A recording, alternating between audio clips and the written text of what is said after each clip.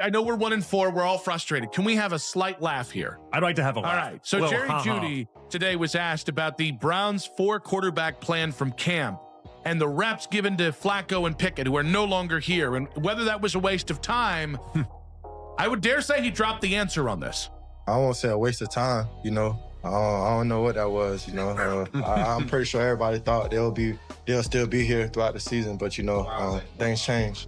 Well, it wasn't a waste of time. I don't know what that was. What happens when Jerry Jeudy flips the whole NFL script and starts calling out the truth like he's got nothing left to lose? Kevin Stefanski out here looking like he just fumbled his own coaching career before the snap even hit. And right in the chaos, Shedeur Sanders, turning Cleveland into a ticking time bomb with every move he makes. This ain't team drama anymore. It's a full-blown football soap opera with helmets flying and egos colliding. Yeah, you can't do those things and expect to go on the road and win, and just frustrated to not play clean football on offense, defense, and special teams. Just can't do it on the road versus a good football team, and we got to get it fixed, because, you know, before you start winning, you got to stop losing. We're doing some things right now that are preventing us from winning. So buckle up, hit that like button, drop your thoughts in the comments, and tell us, did Stefanski really just bench the future of the dog pound? If you're vibing with us, make sure to hit that subscribe button. It helps the channel more than you can imagine. It started off like any other week in Cleveland. Gloomy skies, quiet optimism, and fans trying to patch up decades of heartbreak. Everything felt calm, too calm, like the city was holding its breath before the storm. Then, out of nowhere, Jerry Jeudy dropped a verbal nuke straight at Kevin Stefanski's spotless little playbook. And boom, the piece was gone. That's just an honest answer in the moment. Yep. Of like, I'm trying to, those are the moments where athletes they get to be livid at the situation, and they get to be mad that they have to be the meat shield and the ones that stand in and try to justify a decision by a front office and coaching staff that they don't even agree with. I just love that he was just flat out like, I don't know what to call it. That's just so, like, that's endearing. Like, when somebody gives you I didn't hear any vitriol, I didn't hear any frustration. I just heard like I cannot call it a waste of time. Yeah. Not allowed to call it a waste of time. I also don't know what it was. I think we need to add this to the Kevin Stefanski criticism board as we move forward. The idea that, and it was not just a local, this was a national narrative in training camp moving up to it. The fire was lit, and Cleveland couldn't look away. Out of nowhere, that fake peace shattered. Tweets flying everywhere. Fans spitting out their morning coffee. Timelines going nuclear. Words spread like wildfire that the Browns' head coach had just pulled the unthinkable. Something so bold and out of pocket, it could crack what little hope Cleveland still had left. He straight up snubbed Shedeur Sanders in broad daylight, and the city lost its collective mind. Chaos hit faster than a blitz on 4th down. Let's get one thing clear. You don't just snub Shedeur Sanders, not now, not ever. That's like skipping rent and wondering why the locks got changed. This dude isn't just a quarterback. He's a whole movement wrapped in cleats. He's part athlete, part icon, part masterclass in confidence every time he steps on that field. Everywhere he goes, he brings that energy that turns heads, drops jaws, and makes cameras follow. Hey, man, what is going on in Cleveland with Kevin Stefanski and his quarterback situation after Joe Flacco has been traded to the Cincinnati, man? Kevin Stefanski, the head coach of the Cleveland Browns, he is diabolical. Now, we know that Joe Flacco was traded yesterday to the Cincinnati Bengals. And what does that mean? What does that do for Shedeur Sanders? Well, we all know Shedeur Sanders was the emergency quarterback. He was the QB3. And Dillon Gabriel was the QB. The man doesn't chase the spotlight. He is the spotlight. But Stefanski, man, he went full grandpa playbook mode. Like one of those coaches who still swears the forward pass ruined the purity of the game.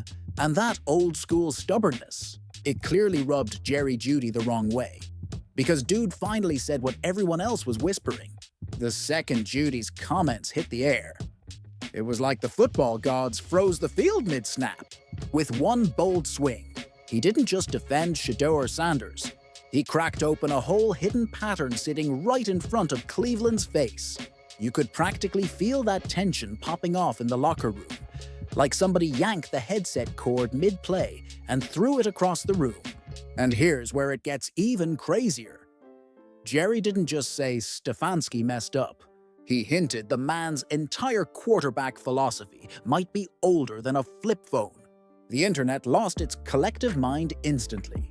Browns fans turned into full-time detectives, connecting clues faster than Reddit on caffeine. Was it ego? Was Stefanski secretly feeling threatened by Shedeur's star power? Or maybe he just can't stand swagger that loud in his system. With that, I'll take any questions. What's the number one thing offense plays? Well, yeah, I don't think it's as simple as that, Zach. Obviously, today we weren't able to run the ball effectively, and then got behind there in the second half. 0 for 3 in the red zone. I know those are 2-minute drives, a lot of them, but we gotta find a way to score points. Got to run the ball efficiently. Got to find a way to be better in the pass game. All of the above. With some of the Steelers, you couldn't run. Yeah, I mean, I obviously give credit to your opponent, but we got to do a better job. Because let's be honest, Shedeur walks into any building like he's already got the Lombardi polished and packed in his bag, and he ain't even taken a snap yet. Meanwhile, Stefanski out here looking like he irons his khakis before practice and reviews film over decaf, oil and water, spark and gasoline. You already know that combo's gonna blow sky high. And the wildest part? The Browns, of course those Browns, just turned preseason into primetime chaos before the first kickoff even happened. Only in Cleveland, every single time the Browns start gaining real momentum, somebody shows up and flips the whole script like Cleveland's trapped in its own reality show rerun. And this latest episode's got everything. Betrayal, locker room whispers, bruised egos, and a young quarterback whose hype burns hotter than the AFC North can handle. Meanwhile, Shedeur Sanders, he's somewhere cooling off in designer shades, probably scrolling through the chaos like it's free entertainment. Unbothered, untouched, untouchable. So after watching this Stefanski press conference after the Cleveland Browns lost to the Steelers today, 23-9, Dillon Gabriel threw 52 pass attempts, 6 sacks, average of 4 yards per pass. Stefanski has zero intention on putting Shedeur Sanders in any game this season. He said he's confident in his guy. He's a tough guy. He's going to be do or die with Dillon. The man hasn't even been crowned QB1 yet, but he's already got NFL vets ready to risk endorsements, contracts, and reputations just to defend his name. That's not confidence. That's magnetic power you can't teach. And you know this one hit Stefanski in his soul. The man built his whole brand on structure, silence, and safe play calling. But the league don't crown the careful anymore. It's about showtime now, swagger, style, and a touch of beautiful chaos. And Shedeur? He is that chaos. The kind that makes highlight reels crash servers and gets stadiums shaking. You can practically picture that locker room after Jeudy dropped his truth bomb. Players acting like they didn't hear it while secretly texting their agents like, "Yo, what's the vibe in here?" Cleveland's PR team probably hit panic mode instantly, juggling statements and crisis calls while hoping this wildfire burns out quick. But once that can pops open, it's bigger than Shedeur. Be surprised if this bugs Andrew Berry at all. I was talking about Stefanski. Oh, yeah, no, 100%. Yeah, he gets bothered by everything. And I think that's where, if Stefanski feels like Shedeur's become a distraction, I guess my problem is Stefanski doesn't have power to do anything at this point. But I think my problem is Shedeur's become a distraction. Because I don't think it's Shedeur. Shedeur doesn't, yes, he can absolutely get more people talking about him by miming and stuff like that. But, like, he's not out there getting in legal trouble, right? He's not out there being accused of what certain dudes in that locker room have been accused of. He's not coming out and saying inflammatory things. So, like, I don't get Kevin's side of this, other than there's just a lot of natural noise that comes with Shedeur, at which point, oh well, he's a member of the team. It's about leadership, ego, and that never-ending war between new school energy and old school control. Jeudy didn't just call out Stefanski's decision. He tore the lid off the culture clash, shaking the entire NFL to its core. This isn't about who throws the cleanest spiral or who memorizes the playbook best. It's about who owns the spotlight when the cameras roll. And let's be honest, Shedeur Sanders doesn't just walk into a room. He takes it over. Yeah, he's Dion's son, but he's carving out his own empire faster than anyone thought possible. You can see it in his stride, his calm, his headlines chasing him like red carpets chase A-listers. But zoom out for a sec. This is Cleveland, a city built on heartbreak, hope, and hangovers from maybe next season. And finally, they've got something different. A quarterback in waiting who feels like a spark straight out of destiny. Meanwhile, Stefanski's coaching approach looks like he's still playing chess, while the rest of the league's out here speedrunning highlight reels on Fortnite mode. When a respected player like Jeudy calls you out, that's not background noise. That's a red alert siren blaring over Lake Erie. Stefanski is now saying, over my dead body will Shedeur get a shot. This is all-time shameful on the part of Kevin Stefanski. He won't even speak Shedeur's name in these interview sessions. There's just a principle involved here where at least you acknowledge that by default, Flacco is now gone. Shedeur moved up a slot. He's second on the depth chart. This was Kevin Stefanski pretty much declaring public war on Shedeur. I guarantee you Bailey Zappi is now, and they're not putting it up on the website. I guarantee he'll dress at Pittsburgh and he will be second in command at that position. It's the locker room's way of saying, yo, coach, something ain't clicking. Of course, Stefanski's loyal defenders rushed in like knights with PowerPoint slides. He's sticking to the system, they said. He's got a plan, they claimed. Sure thing. And the Titanic had blueprints too before it sank. Here's the thing. You can't out-scheme momentum, and you definitely can't coach charisma. That's the blind spot Stefanski still refuses to see. Shedeur Sanders ain't just another quarterback. He's an energy shift. The kind of presence that makes an entire franchise stand taller just by walking in the room. He's the spark Cleveland's been starving for. Their one real shot at climbing out of the punchline pit. And somehow the coach is blocking the exit like a human traffic cone. Meanwhile, Jerry Jeudy's out here doubling down, probably realizing he just unleashed something way bigger than a soundbite. What started as defending his boy turned into the opening act of a full-blown NFL culture war. Shedeur Sanders will not see the field while Stefanski is the head coach unless Dillon Gabriel gets injured or something dramatic happens, like he throws 50 more passes for 200 yards again. There's no way, even if that, he's still not going to put Shedeur Sanders in the game. If you look at the press conference that just happened, he's going with his guys, do or die. There's no way in hell that he's going to put Shedeur Sanders in the game. And the more that the media talks about it, the less likely he is to do it. He wants to, at this point, he wants to prove a point. You've got the old school crowd preaching discipline and silence, and the new school players running on swagger, heart, and pure authenticity, and the collision is shaking locker rooms across the league. Then came the memes. Oh, those glorious memes. Within hours, social media turned into a highlight battlefield. Fans dropping side-by-side clips of Shedeur, launching bombs next to Stefanski's safe play calls, roasting that the only thing he's been developing lately is a stress headache. Cleveland Twitter hasn't gone this wild since they thought Baker Mayfield was the second coming. And here's the kicker. All this chaos might just be a blessing in disguise for Shedeur. Because if there's one thing he thrives on, it's pressure. Doubt him, ignore him, or like Stefanski, try to sideline him, and he'll flip every ounce of that noise into pure game day fuel. This kid was born for the spotlight.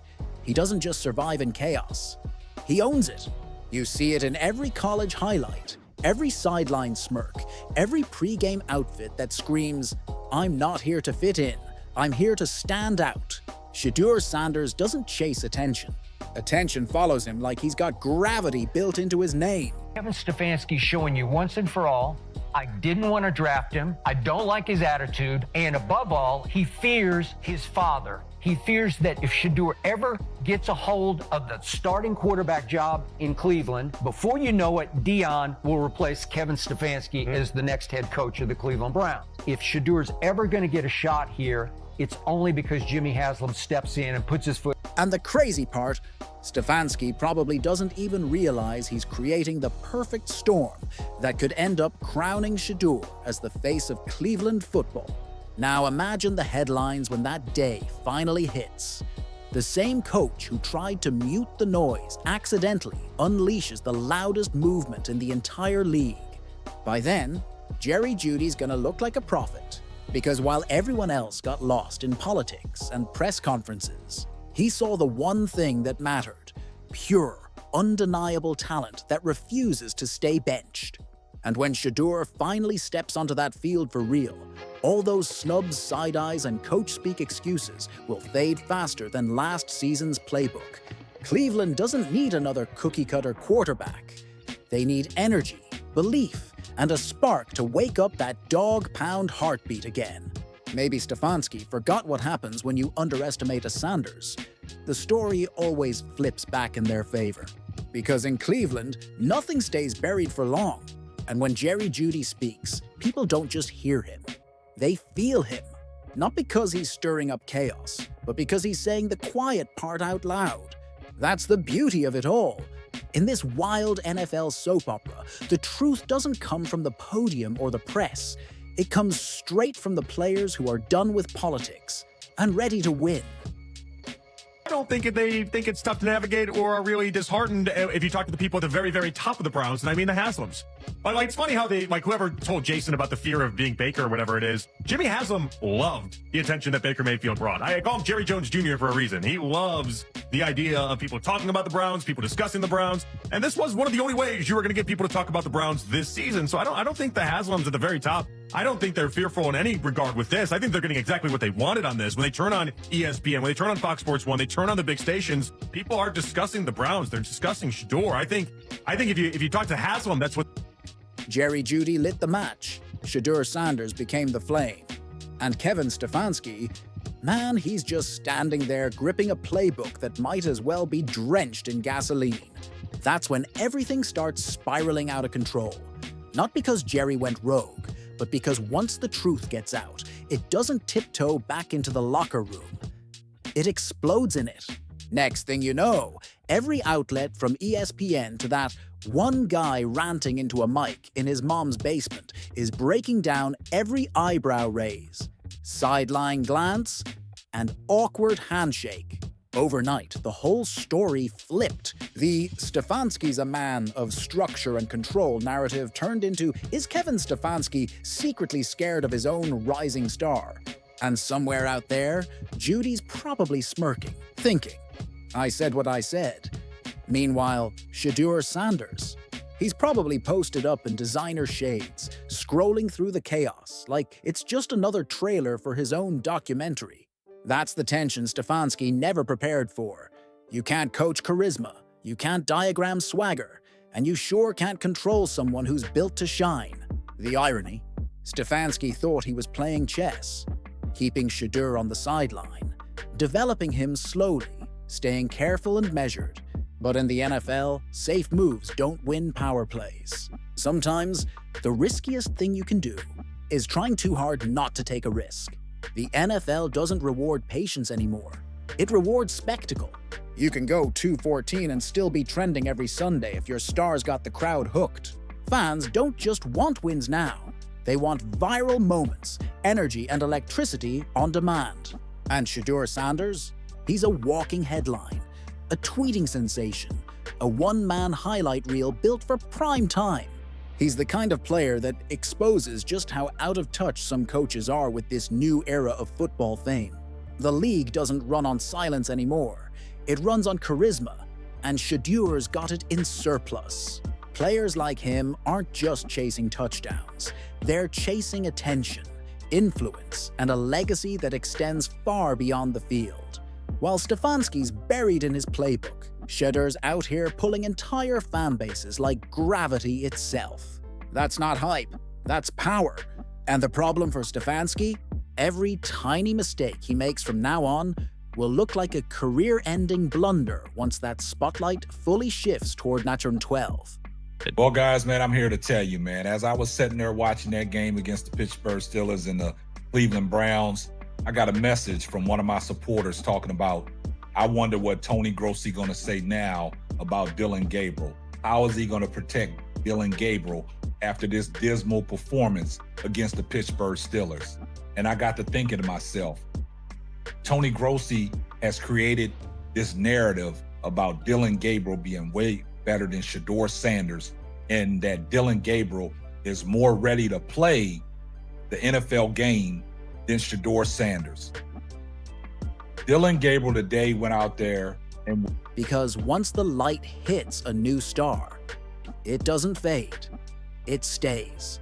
And who flipped that switch? Jerry Jeudy, with one bold, unfiltered comment that detonated across the league.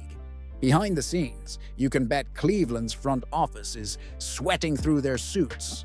PR teams are hyperventilating, assistants whispering in hallways, and Stefanski rehearsing his nothing to see here smile in the mirror. But deep down, everyone in that building knows it's too late now. The balance has shifted, the fuse is burning, and there's no rewinding the explosion. The players are watching, the fans are watching. Even rival teams are sitting back, laughing quietly, waiting for Cleveland to do what Cleveland always does, self-destruct in real time. But this time, it's not about bad luck or bad play calling. It's about pride, ego, and the one man they dared to snub, Shedeur Sanders. The same man who could have rewritten their entire franchise story. It's poetic in the worst way. Cleveland finally finds a spark, a jolt of real swagger, a once-in-a-generation reset button, and somehow they're trying to fit that magic into a spreadsheet. Jerry Jeudy didn't just expose a snub. He exposed a whole mindset that's been holding this team hostage for years. Now the noise around the Browns? It's reaching stadium speaker levels. Every sideline glance, every handshake, every smirk between Stefanski and Shedeur is about to be freeze-framed, analyzed, and memed into eternity. And let's be real, nothing in football sells faster than a redemption arc waiting to explode. So strap in, Cleveland, because this saga's not wrapping up, it's entering overtime. Whether Stefanski's ready or not, the entire football world's watching to see how long he can keep pretending he didn't just poke the bear wearing number 12. Don't forget to drop your thoughts in the comments. Hit that like button and subscribe for more chaos straight out of Cleveland.